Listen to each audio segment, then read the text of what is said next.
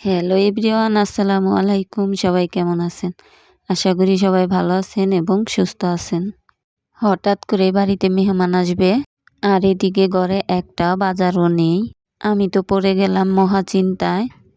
বাড়িতে তো ক্ষেতের ধানের পোলার চাল আছে, কিন্তু চাল থাকলে কি হবে, সাথে তো গোশত টোস্ট কিছু লাগবো। আর এদিকে মাসেরও শেষ, হাতে তেমন টাকা পয়সাও নেই। তো এখন কি করা যায়, তাই আমি আমার কয়েকটা দেশি মুরগি আছে, তার মধ্যে থেকে একটা মুরগি আমি ধরে নিয়েছি, আর সেটাকেই জবাই করে রান্না করার জন্য আনলাম। বাড়িতে হাঁস মুরগি পাললে অনেক সুবিধা। হঠাৎ করে মেহমান আসলে এই হাঁস মুরগি অথবা ডিম দিয়ে কিন্তু আপনি চালিয়ে নিতে পারবেন। আর আমি সেটাই আজকে করলাম। আর আজকে আমার কিন্তু বাজার থেকে এক্সট্রা কোনো কিছুই কিনে আনতে হয়নি। আমি বাড়িতে থাকা সব কিছু দিয়ে মেহমান আপ্যায়ন করেছি এবং খুব ভালোভাবে।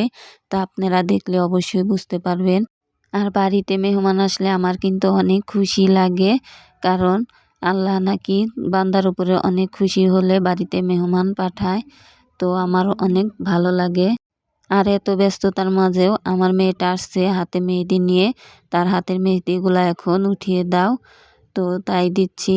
ওদিকে কিন্তু আমার রান্না চুলায়, কিন্তু এত বাচ্চা মানুষ বুঝবে না। আর এদিকে তো খুশিতে আমার হাত পা চলছে না, কারণ আমার ছোট বোন আসবে। আর বাবার বাড়ি থেকে কোনো মেহমান আসলে যে কোনো মেয়েরই কিন্তু মনে আনন্দটা অনেক বেশি হয়।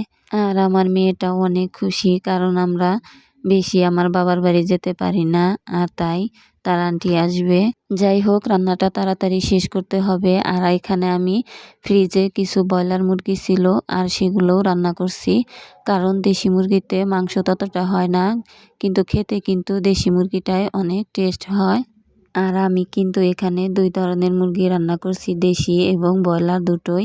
আর এই রান্নাগুলো করতে কিন্তু আমাকে কেউ সাহায্য করেনি, এবং একটা মরিচ কাটারও মানুষ নেই। সবগুলো কিন্তু আমাকে একাই করতে হচ্ছে। আর আমি এই মাংসটা শিরাটা একটু কমিয়ে রাখবো।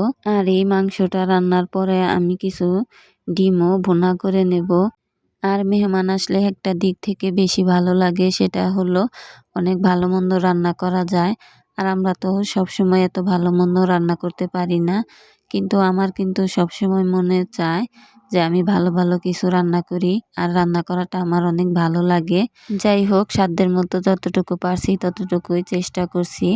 পোলাওটা চুলায় রেখে চলে আসলাম ঘরে। আমার ভিডিওটা যদি আপনাদের ভালো লাগে, অবশ্যই একটা কমেন্ট, একটা শেয়ার আর একটা লাইক করবেন, এবং চ্যানেলটি সাবস্ক্রাইব করতে ভুলবেন না। সবাই ভালো থাকবেন, সুস্থ থাকবেন। দেখা হবে আবার নতুন কোনো ভিডিওতে। আল্লাহ হাফেজ।